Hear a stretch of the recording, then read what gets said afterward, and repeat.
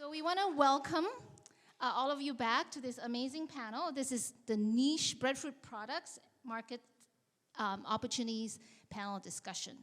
So what I'm going to do is each panel member has 1 minute. I know I cut it down from 2. Okay, I'll take it back to 2. 2 minutes to briefly introduce themselves. Tell us your name, what island you're on, and then we're all going to play a game. So we're going to have audience participation, and I promise you there will be 5 prizes. So they'll first introduce themselves. We'll play a game because it's after lunch and we need to get moving around. And then we will have about 10 minutes per panel member just to share the mana'o on and advice on products, on creating markets. This morning I had a very interesting discussion in that back table there about marketing ulu. So that's what we'll do. So each of you have 2 minutes for a brief introduction. We'll just start there and come down, and then we'll play a game.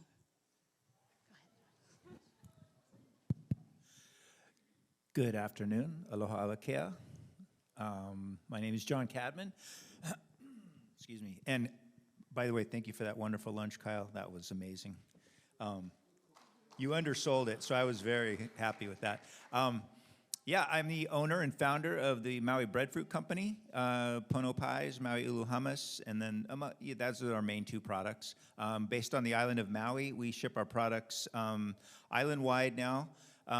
We're in every TS restaurant on the island, so Duke's, Hula Grill, Leilani's, Keoki's Paradise on Kauai. And yeah, I love what I do. Thank you. Mahalo, John. Aloha kako. My name is Donna Shapiro. I'm the general manager of the Hawai'i Ulu Cooperative. Mahalo Mingwei and Kyle and Dr. Tusi for having us here today. Really honored to be on this panel. The Hawai'i Ulu Co-op was founded in 2016 by 9 farmers on Hawaii Island. Today we have grown to represent about 130-something farmers across 4 islands.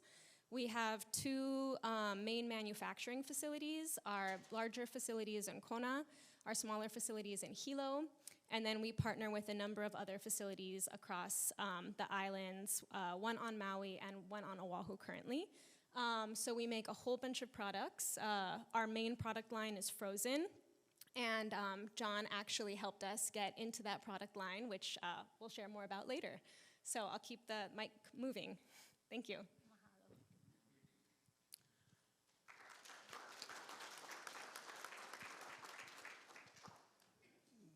Bulovinaka, aloha, and welcome to these sessions again. My name is Petro Matairatu, and I'm a Catholic priest, and I'm the director of Tutu Rural Training Center, which is based in the island of Tabuini, on the 3rd largest island in Fiji, and more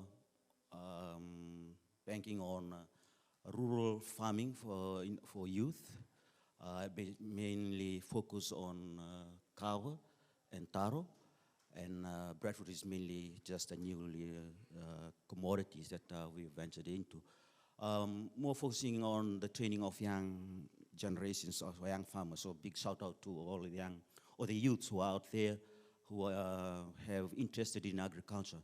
And this is what we have more banking into. It's try to formalize these young generations who have dropouts from formal educations and resorted back into farming, back into their own farming, into their own community. And through our program, which is a non-formal education program, we engage them into formalize, move from subsistence farming into semi-commercial farming. Or more or less, we try to regenerate agriculture through empowering the youth through non-formal education. Naka. Malo elelei, everybody. My name is Minoru Nishi Jr. from Tonga, on the island of Tongatapu, which is the capital of Nuku'alofa. I give credit to my father for taking me to the farm as a young boy in primary school. This is the reason why I'm here, and the passion it has given and instilled in me. And I've led, even though I've studied and lived my life, most of my life, half of my life in New Zealand. I was born in Christchurch, New Zealand. But I've always wanted to go back to Tonga and work on the land because of what my father did. Just last week, we had a family gathering in Auckland, where they are at the moment, and I asked Dad, what was your vision? And all these years you've been on the farm, what drove you to go to the farm? And his answer was simple. He said he worked for the government, and at the time he said it was $1.20 a day, his wages. And as the family grew, he could not afford to look after us. I come from a family of 7 siblings with 5 sisters and one younger brother. And in Tongan culture, the mana in the family is the women. So the oldest girl in the family gets everything. So you can imagine we have 5 sisters. I've got to give everything that I have to the sisters first. A bit similar to some of the other participants earlier on in terms of the culture. But we work with commercial farmers in Tonga and subsistent farmers, and our main export at the moment is fresh produce down to New Zealand, cucurbits such as watermelon, squash, butternut, buttercan, all the varieties of pumpkin, and also to Asia, to Japan and Korea, sometimes China. But we've diversified a lot of our work now into other products and understanding the impacts of climate change on our small island. We need to change our practices and look at better opportunities, food security, but also improving livelihoods of our farmers and our people in Tonga. And this is why I'm passionate about breadfruit. And this is why I'm here today. Thank you. Great.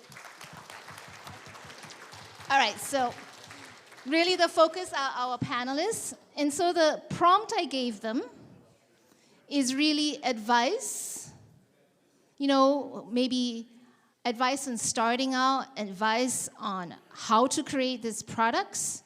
I believe many of them, the creation of these products are a team effort, a community effort. And then again, market opportunities. What do we see out there? So each of you will get about 10 minutes. I'm going to start my phone. And I think we can start with John and then just move down again. Thank you very much. You want to come up? Well, yeah. And He likes to, yeah, I can tell people. do we have the slide presentation John is right here. available? Oh, amazing. There. Okay, and then there we go. Perfect. Okay, John Cadman, Maui Breadfruit. But you know that, I told you that already. Yeah, ulu tamale, ulu masa over mixed greens, just a slightly dressed, cashew nut cream, pesto basil, and then a red pepper coulis over the top. So like about a 99% local dessert because it's filled with Maui cattle. We were doing that up at the Upcountry Farmers Market on Saturdays.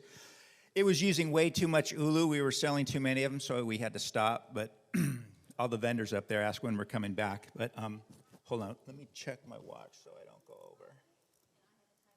Okay. Okay, here we go. Okay, here we are. Here's my humble kitchen factory, Pono Pies. And as you can see, there's some lovely ulu trees outside. And I think before we go into this, I know this is about niche products and making value-added breadfruit products, but I think I would like to stand up here and at least share my philosophy, my mana'o on what I really feel is important with what I do and why I got into this originally. And it's for the same reason that everybody is here today. And I think a story would probably explain that best. So I propagate trees along with selling products. I've put out not that many, maybe 500 trees over the course of 15 years. About, 6 or 7 years ago, a teacher from Lanai High School called me up and wanted some trees. And so I loaded 4 trees up, got on the ferry, went over to Lanai and brought her 4 trees, and we planted them at the high school. From what she told me, I doubled the number of breadfruit trees on Lanai by bringing those 4 trees over. There were only 4 trees in existence on Lanai, according to her, which makes me feel good that I actually could double the number of trees, but it's sad to say that there's only 4 trees on there. But interestingly also, she was married to a Micronesian man from Kosrae, the island of Kosrae. And what she told me was breadfruit is so abundant in Coast Rye, it has absolutely no monetary value because everybody can get it. It's so available. The thought of buying ulu is just a foreign concept to them, okay? That is what I would like to see in Hawaii. My mission statement on my website is to not establish, but to reestablish breadfruit as a major food crop in the Hawaiian Islands. And that's the solution here. The breadfruit needs to be planted in as many people's yards that have space for it, and that one tree can feed numerous families in the neighborhood, and that's what I want to see. Having said that, we also import tons of potatoes, tons of desserts, tons of a lot of products, and I know we're not going to go to a subsistence model on procuring and distribution and consumption of food. So the fact is, there's a lot. We were having this discussion at our table, you know. A lot of chefs want to use ulu products, but not too many people are growing it. So you have that challenge. The farmers don't grow it unless they have an outlet for it. So I feel like I came along. Fortunately, I didn't know enough. If I knew then what I knew now, I probably wouldn't have done it. Because it was daunting, and I just fell into it. And what got me into this originally was I was camping in Hana, and I had found a breadfruit on the side of the road. I put it in the back of my truck, and I forgot about it. Like most breadfruit, it gets neglected, and it ripened. And I found it about 3 days later in the back of my truck, and it was super ripe, and it was at that perfect stage. I opened it up, and separately from that, I was making like healthy raw desserts for myself. When I opened up that breadfruit, that was pono pies. Was inspired right then. I've worked in hotels, restaurants, schools, like for the last probably 50 years of my life. And if you would have told me 14 years ago that I'd be making pies out of breadfruit, I would have bet my life and yours that you were wrong. But here I am, and I still got 5 minutes. So let's go through some slides of what we do. So yeah, that's my philosophy. My dream is that there will be no monetary value for me to sell breadfruit, processed breadfruit, to the end consumer. But there is the hotels and schools, so there will be a market for it, just not with the people. The people need to have breadfruit available all the time. There's me and my partner. Look what breadfruit did for me. Look at that young gal right there. She loves me because of what I do. And so she comes and picks with me. So breadfruit truly is a miracle food. Look at that. Look what it did for me. If it did it for me, it can do it for you. Oh, yes. There's my gratitude. Here's an old container of my pies. That was when I was making some big ones.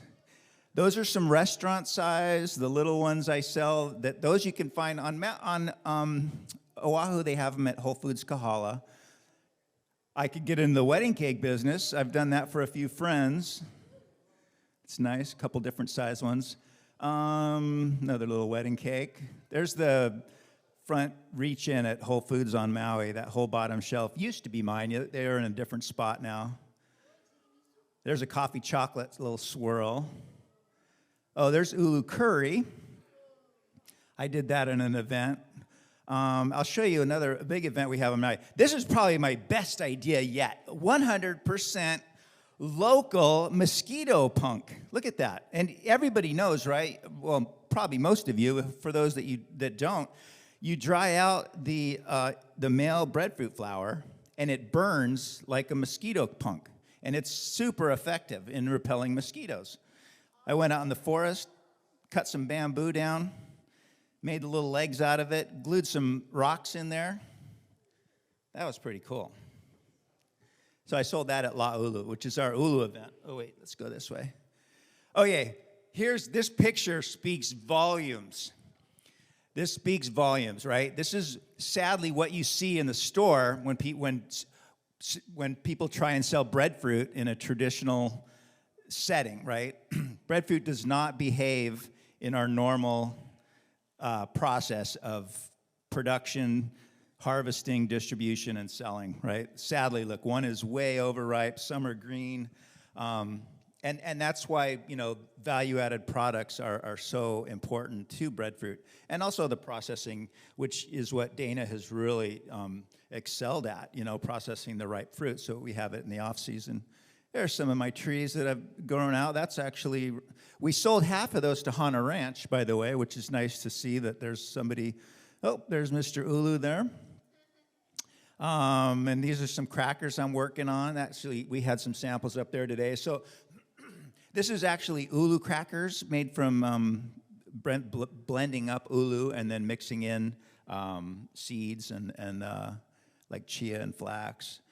And let's see, I want to get to, so this is an event that I started on Maui. It's called La Ulu, or Breadfruit Day. And we haven't had it for a couple years because of that little thing that we just went through, but we're going to start it up again next year. And it's an amazing event. They were making ulu poi here. We bring in lots of people. The Breadfruit Institute was there, and the Ulu Co-op, and so we're really looking forward to that. It's going to be next summer in September, if anyone's around. And here's the booth that we had. We do the ulu curry and the pies and the hummus. There's some more pies. Coming up soon, hopefully, is a ulu burger. Nobody's really doing that on scale. I think that offers a lot. And there's another picture of a tamale. And I've done a lot of farm-to-table dinners. Here's one that we dressed up the pono pies really nicely. So that's good. That was kind of fun. So yeah, I love what I do. I really, really do. 1 minute. This was a tasting I did recently at the Four Seasons. I guess the ultimately to me, what's cool, what inadvertently I didn't plan on it, but by making these ulu products super tasty and delicious, it's making people aware of how amazingly versatile ulu is, and we could have a whole day session on the number of things you can make with ulu. Of course, I think most of you are aware of that, but I'm just really stoked that I've been able to, raise that awareness. And I have people calling me all the time, asking me, hey, if I grow ulu, will you buy it? And I'm like, yeah, absolutely. So it's a movement, and I'm really grateful and happy to be a part of it and here today and experiencing that with you. Thank you very much.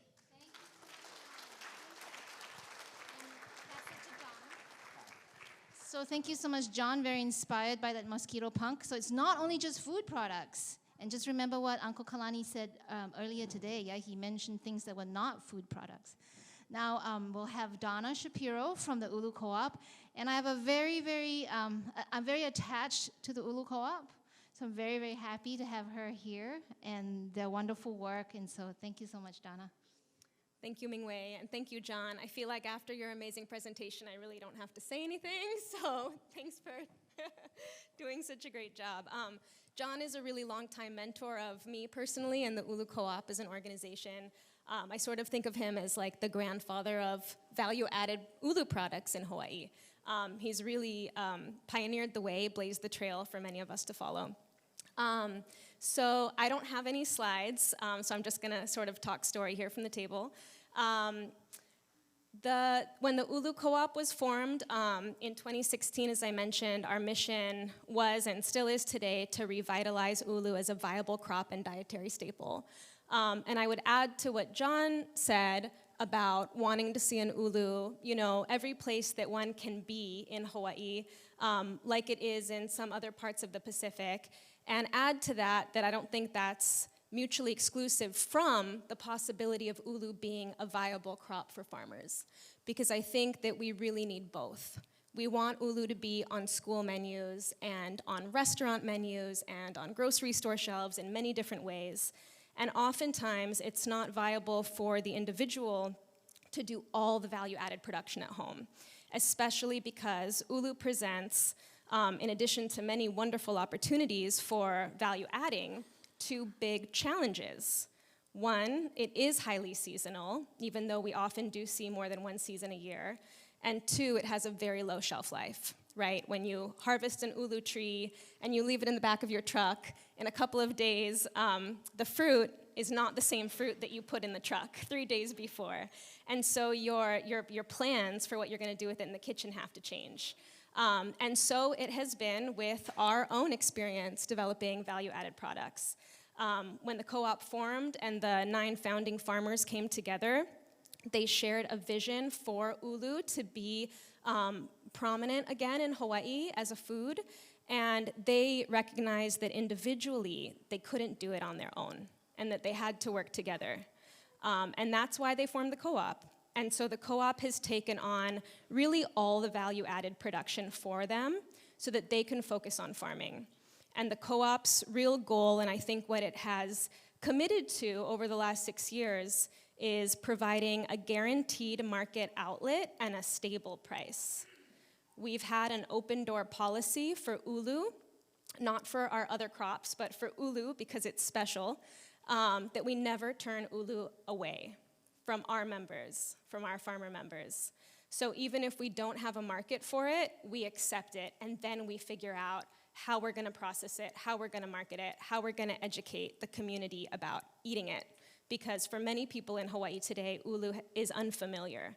And so it takes a lot of consumer education for us here sometimes to just get that first bite. So when we started and we had very few resources, we went to the easiest product to extend the shelf life and the season.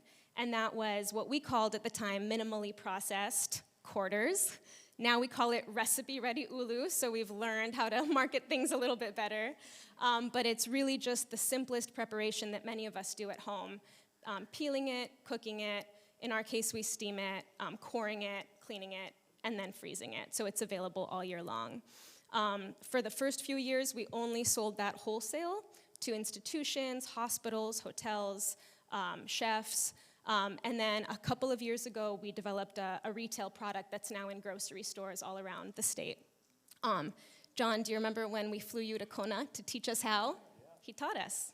We followed his advice, and we built upon it, but we worked together to do that. It was very much a community effort. And then, after just a few months sort of in business with the frozen product, we started developing value-added products, and the reason for that goes right back to our commitment of offering a guaranteed market for our farmers' crop. And that is, not all of the fruit was high enough quality to turn into this recipe-ready product that had to kind of look perfect for the end consumer who was unfamiliar with ulu. And so we developed the hummus and the ulu chocolate mousse, which you saw photos of in the game. And that was a way for us to use off-grade, overripe. We didn't have any refrigeration, so there was a lot of overripe crop. We were unable to market that frozen, so we figured out how to process it. And Lauren Shoup, I'm going to put you on the spot, he now also makes ulu hummus, and same deal. He takes the fruit that he can't put into chips, turns it into hummus, delicious hummus at that. And another thing about, now kind of on the plus side of ulu, it is, so versatile and really offers such an open canvas for value-added products that I think there's so much space for entrepreneurs to iterate upon each other's work.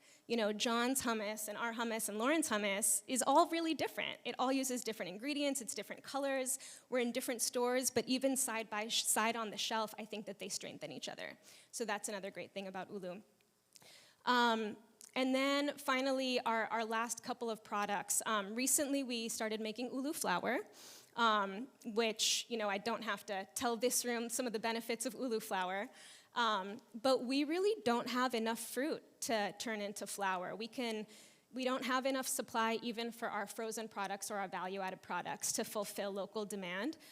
So we've been starting to partner with some farmers in other parts of the Pacific, specifically in Western Samoa, to bring in some ulu flour and just help augment our local supply until our Hawaii farmers' supply comes online. There's so many young ulu trees here in Hawaii today. Within our co-op alone, we have about 5,700 planted trees, and only about 10%, maybe closer to 20% now are fruiting, but many of them are still young. So over the next decade, we do expect to see a lot more fruit. And we believe that flour, because it's dry, holds an important place. You know, there's only so much freezer space and chill space, and that takes a lot of energy. But with flour, in those really bumper crop years, we can put it into a dry product. So we're hoping that through our partnership with Samoa farmers and with, you know, other parts of the Pacific, we can keep building these mutually beneficial relationships to just increase food security, increase the viability of ulu as a crop in the 21st century.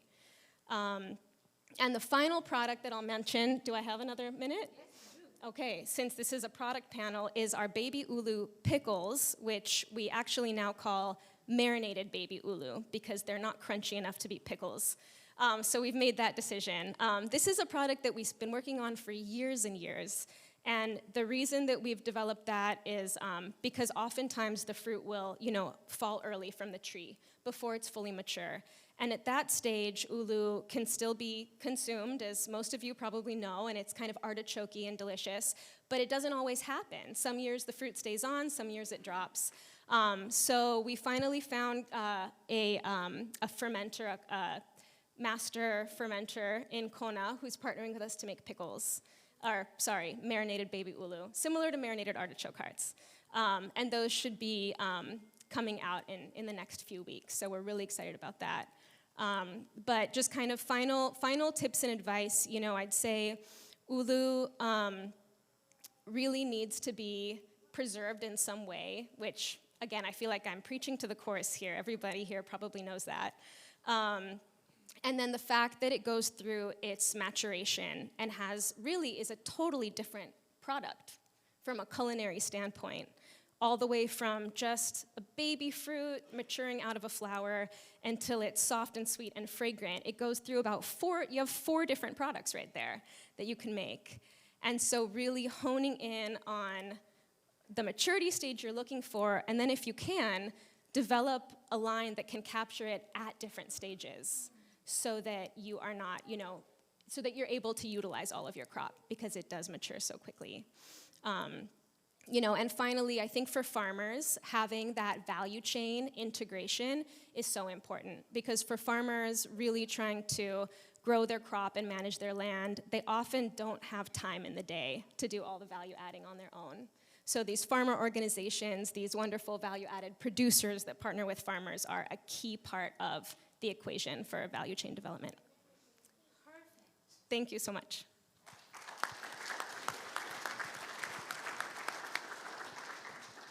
Thank you so much. So we're going to move from Hawaii. Wait, stop. How do I stop this thing? Okay. We're going to move from Hawaii, where the presentations from both John and Donna really focused on getting it out to the consumer, maybe in bulk, maybe to restaurants, some really interesting value-added ideas, to then using the idea of growing ulu, making value-added products, and marketing it as an educational entrepreneurship to help young people who might be going down the wrong path, and also empowering women. So in this field of the niche marketing and market opportunities, I'm really delighted to meet and listen to Father Petero from Tutu in Fiji. Thank you. Thank you. I think in 2013, we were part of the Pacific Breadfruit Project that was spearheaded by PFON, as well as the Ministry of Agriculture in Fiji. And we were fortunate that we have been invited to be part of the trip. That's when we started to diversify into the development of breadfruit within the Tutu Rural Training Center. Within the idea we adopt from the Pacific Breadfruit Project, we create our Breadfruit Boulevard. Bear in mind that at that time also there was a rise of non-communicable diseases within our island as well as within Fiji as a whole. So we shifted our attention into the food security.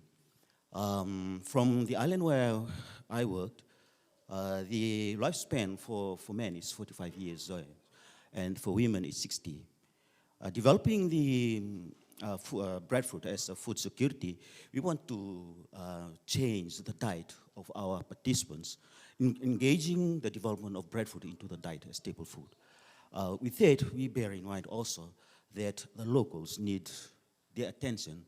There's a crop that is being neglected, is growing wild, and it's only looked down by most of the farmers, that we need to take attention, move attention that it is a number one crop that can lessen the number of NCD diseases. And then we were like planting, shifted our understanding from wild sourcing into orchard planting, creating boulevard for the training center, and most importantly, for the participants to benefit from. And then that idea also, we're supplying planting material also to the participants whenever they're going home, because the method of education we're using oscillation principle, where the participants comes in for spend 5 weeks at the training center, and they go home and spend 5 weeks at their home farm. And then going home for their home farm, we are supplying, we're giving them free breadfruit planting materials, mark-coded ones, so that they can plant at their own home farm. Then we get that understanding also that this is a commodity, a crop, that can help fight or lessen or help the local farmers not get engaged in NCD or non-communicable diseases. And we're supplying the local health center with breadfruit planting materials, mark-coded one, as well as excess breadfruit from our orchard to help the patients so they can have healthy diet in their own meal as patients, sick patients. Recently, when I'm coming over for this summit, I lost a brother priest at the age of 45. So we're still searching for a replacement who can replace another priest, a died priest, into he's a parish priest, his role as parish priest. So fighting for that, I'm more interested in diversified into the health of the local. And that is why I try to, we at the training center, we've more shifted into educating the women, because they are more, they have the power. They have the engine that can change the idea of a home, so shifted into, maybe diversified into a commodity that was poorly looked down by the locals, and they can look upwards, that it is a number of crop for the future. Importantly, we've shifted that understanding. For planting, we've planted more breadfruit trees within the training center, as well as for the different communities where our participants from, they're also moving into planting more trees. It is not only in the training center, but more out in the outer islands also. Whenever there is a hurricane, so we are well known for tropical cyclones. If it's heated typhoon, we can get planting materials from other sources or other designations of where our former participants or postgraduate are from. And we've seen there's security in sourcing our commodities, but in a smaller way. And then we've moved into the niche market. For our farming couples, participants, we teach our women on doing value-added product from breadfruits. We are fortunate at the training center, we have our own hydro, our power source. We have hydro that is power. The school training center is powerly sourced, and that's the benefits. And we also have a big number of land, which was we own the land, the church, and we give it out to the participants to utilize for the program, as well as developing breadfruit.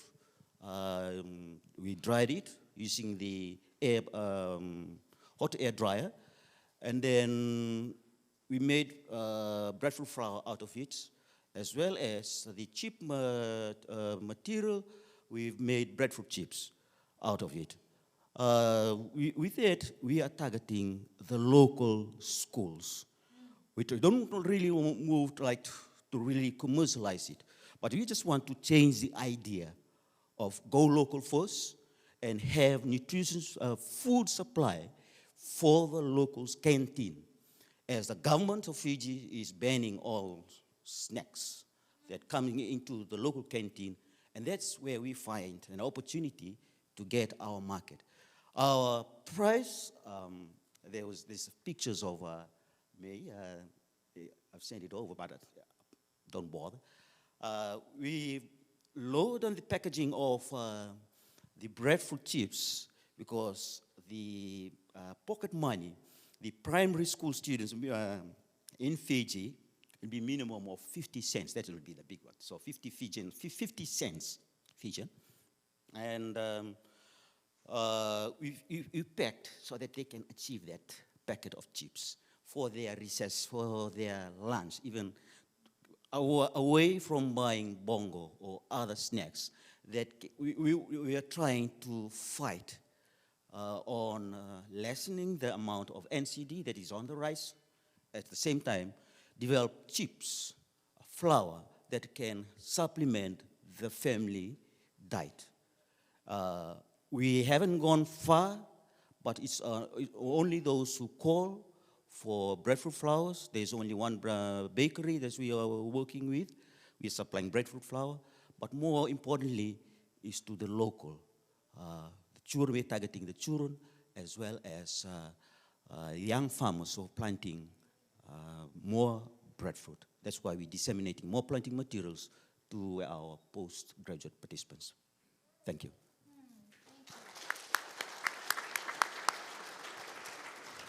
I think we need to learn from Fiji and ban all lousy snacks in our school and replace it with breadfruit chips. Wouldn't that be amazing?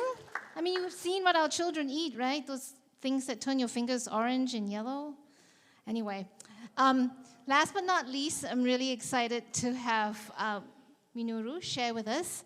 And his market is so diversified, as he mentioned. He doesn't only do ulu, he does fresh vegetables, and this and that and this and that. So what another great model for us to learn from, a model of diverse products. Thank you.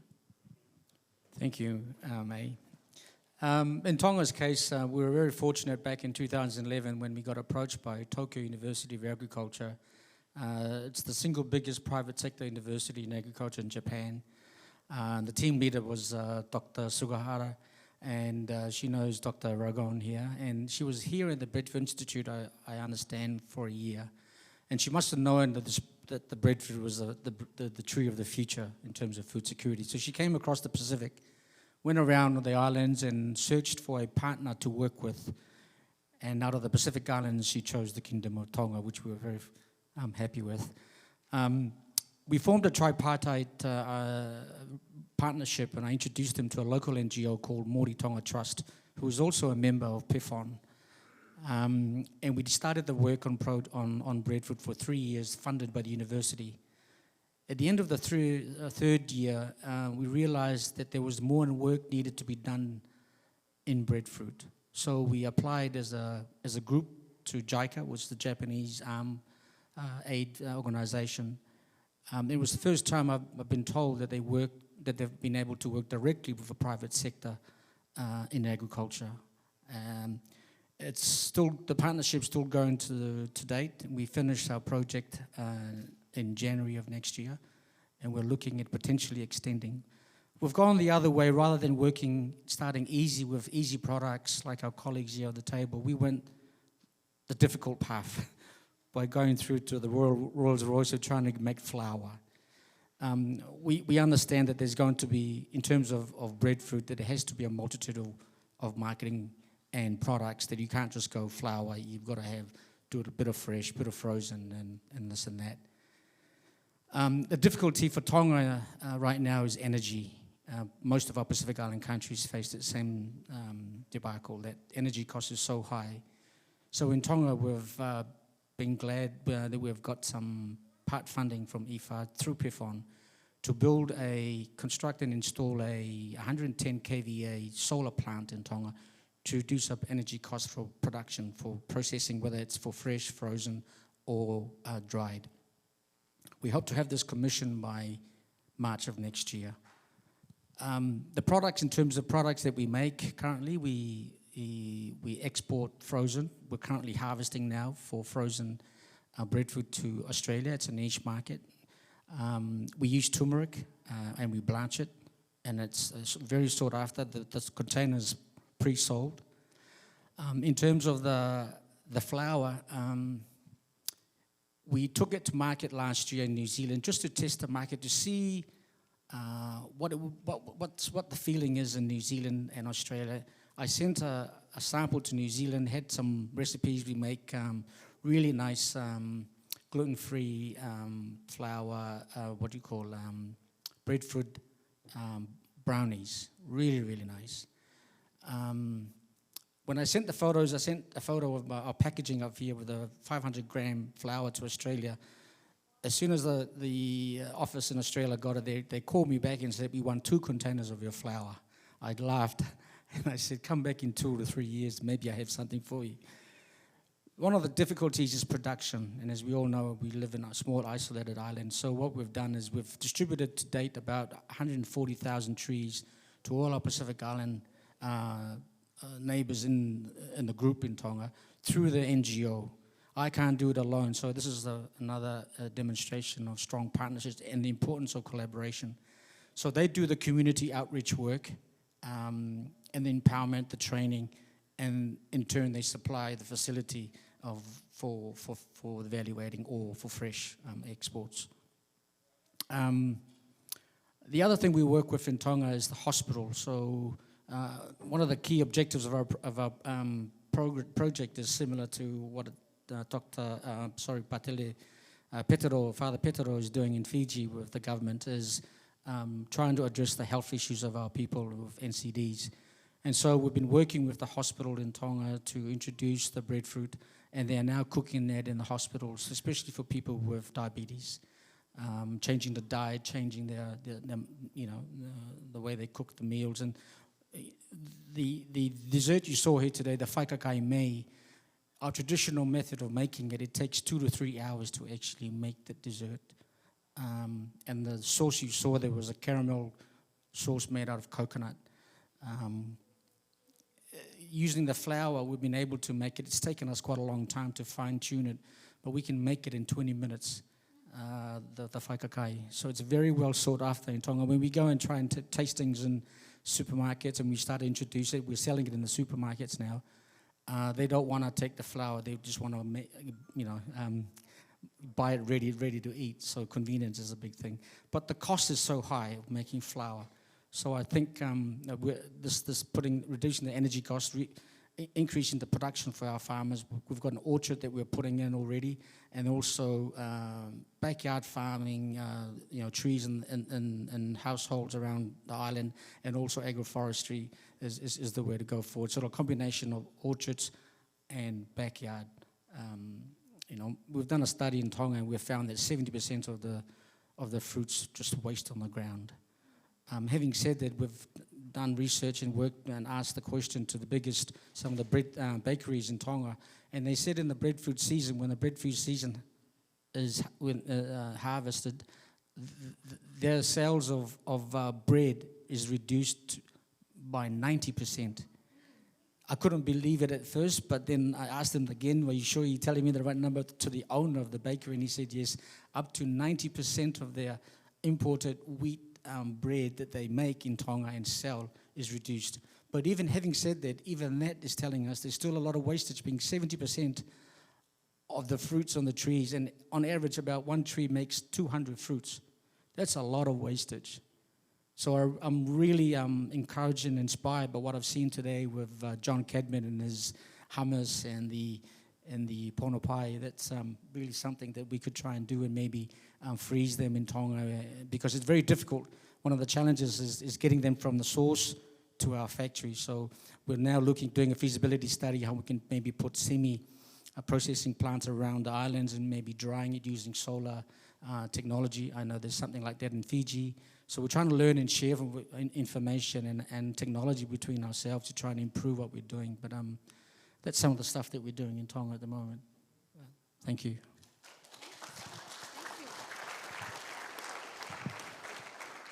I'm the most inspired by having it in the hospitals.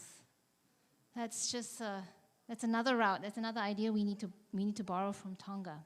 This is so great. This gives us enough time, Kyle, to do what we want to do. So we are going to, Kyle will be Vanna White. No, is that who you are? But Kyle is going to walk, maybe you start at that end or you want to start at the end, and just quickly show all of you what's actually on the table. So Kyle, maybe we'll start with, do you need a mic? Thank you. So I think these are products from Samoa. So they have breadfruit flour in some beautiful packaging. Oh, thank you. So we thank Annie from the Samoa Research Organization for bringing some of their products, and as well as hand sanitizer made from breadfruit. Taro ethanol. And Annie, I should be getting you to talk about it.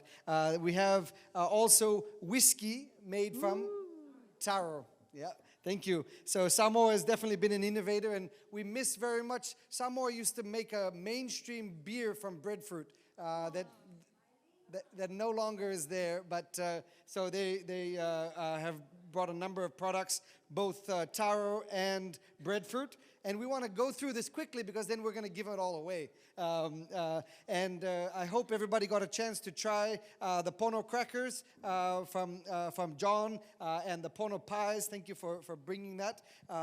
Then Minoru mentioned his flour product. So this is from Nishi Foods, breadfruit flour from Tonga.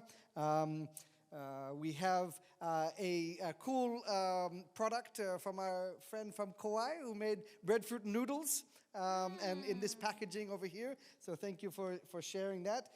This is the ulu mousse that Ulu Cooperative mentioned today. Unfortunately, they're empty because it's hard to bring it.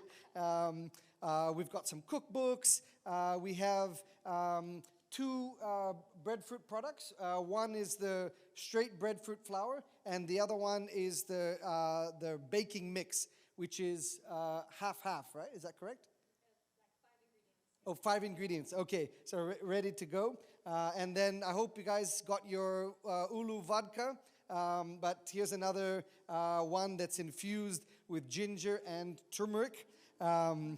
And this is the retail packet of Ulu Cooperative. These are the ready-to-eat breadfruit quarters, recipe ready. Yeah, so it's a frozen product. Yeah, then we've got some books and we've got some breadfruit hats.